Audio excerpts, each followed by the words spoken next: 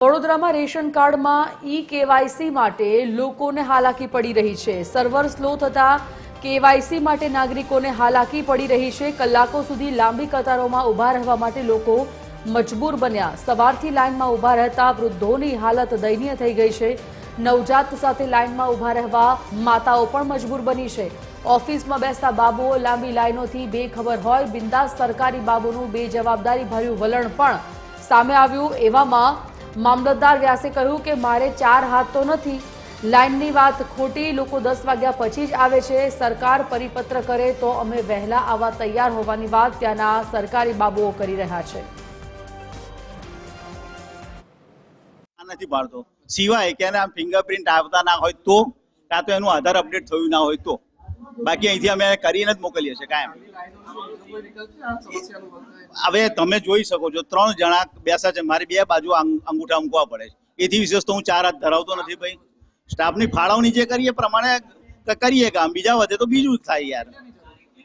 હવે સરકારના ક્રાઇટેરિયા પ્રમાણે ઉપરથી નક્કી થાય સ્ટાફ અહીં, જરૂરિયાત લાગે છે। ખબર જ છે એ લોકોને, ખબર જ છે, વડી કચેરીની ખબર જ છે આ બધી। આ દેશમાં જો કોઈ સૌથી વધારે અઘરું કામ હોય તો એ સરકારી પ્રક્રિયા પૂર્ણ કરવાનું હોય છે અને તેનો પુરાવો આજે પણ વડોદરામાં હું તમને પાછળના દ્રશ્યો બતાવીશ તેના પરથી મળી જશે।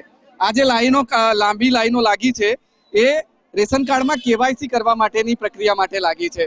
સવારથી જ લોકો લાંબી કતારોમાં લાઈનોમાં ઊભા છે, પરંતુ સરકારી પ્રક્રિયા એટલી ધીમી છે કે લોકોનો નંબર 3-3 કલાકે 4-4 કલાકે આવી રહ્યો છે। નર્મદા ભુવન ખાતેના આ દ્રશ્યો છે જ્યાં ખાલી નામ પૂરતું ઝોનલ કચેરી નંબર 4 અને નંબર 3 એવું લખીને પાર્ટ તો પાડી દેવામાં આવ્યા છે, ઝોન તો પાડી દેવામાં આવ્યા છે, પરંતુ લોકોની જે સમસ્યા છે તે ઓછી નથી થઈ રહી અને એટલા માટે વહેલી સવારથી જ કેવાયસી કરવા માટે લોકો આ રીતે લાઈનમાં ઊભા રહેવા માટે મજબૂર છે। અમીર હોય, ગરીબ હોય કે જેમની પાસે રેશન કાર્ડ છે, નાના બાળકો હોય કે વૃદ્ધો હોય, તેઓને સાથે રાખીને લોકોએ લાંબી લાઈનોમાં કતારોમાં ઊભો રહેવાનો વારો આવ્યો છે અને એટલા માટે જ જે પણ લોકો અહીંયા લાઈનમાં ઊભા છે હવે તેમની ધીરજ ખૂટી રહી છે।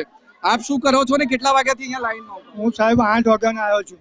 એટલે થઈ ગયો સંગમ ગયો, સંગમે મને એવું કીધું કંઈ અંદર ના જવા દીધો। મેં કોઈ આધાર કાર્ડનો ખાલી કાર્ડ સુધારવાનું તો ઓલે ના થઈ નર્મદા ભવન જતા રહો, એ અહીં આવ્યો। આ ભાઈને તે 4 નંબર પર કીધું તો મને કે ભાઈ પાછળ જતો રહે। એટલે આ આવી રીતે વાત કરો છો? શું નોકરી કરો છો? કામ ધંધો ચલાવું છું સાહેબ। ધંધો છોડીને હા, અહીંયા 8 વાગ્યાનો ઉભો છે, મારો ધંધો બગાડી 8 વાગ્યાનો ઊભા છો ત્યારે 12 વાગ્યા। હા, તો પછી અંદર જવાબ શું આપે છે? એ લોકો કે વાર લાગશે, લાઈનમાં ઉભા રહો। અત્યારે તમે લોકો આયા એટલે આ લાઈન ફટાફટ ચાલુ થઈ ગઈ। મીડિયા વાળા હે એટલે લાઈન ચાલુ ફટફટ લેવા લાગ્યા બધે। હા, પાછળ જતા લાઈન હટતી જ નથી। આપ માંથી કેટલા વાગ્યાના આવ્યા છો? અમે 10 વાગ્યાના। 10 વાગ્યાના।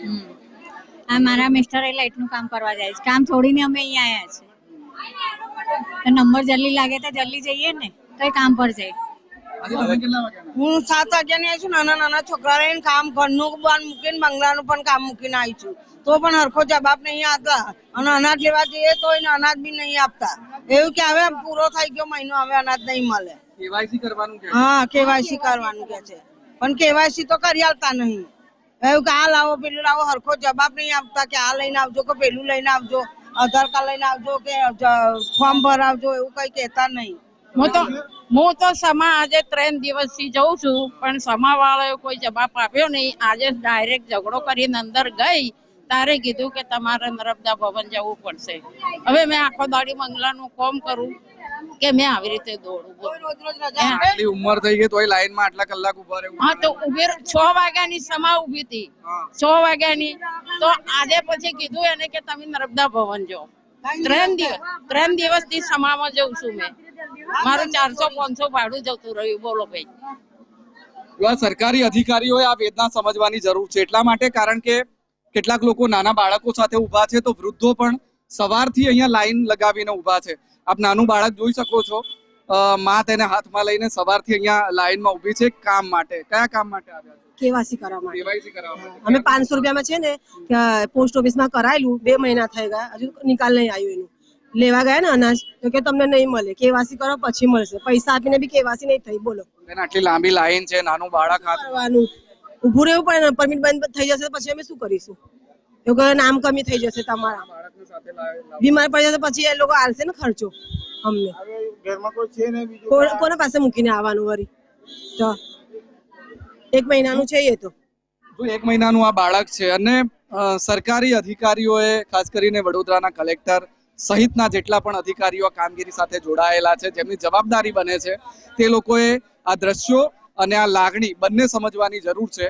કારણ કે લોકો 7-7 વાગ્યાથી 8-8 વાગ્યાથી લાઈનોમાં ઊભા છે, 12 વાગ્યા છે, 4-4, 5-5 કલાક સુધી તેમનો નંબર નથી આવતો.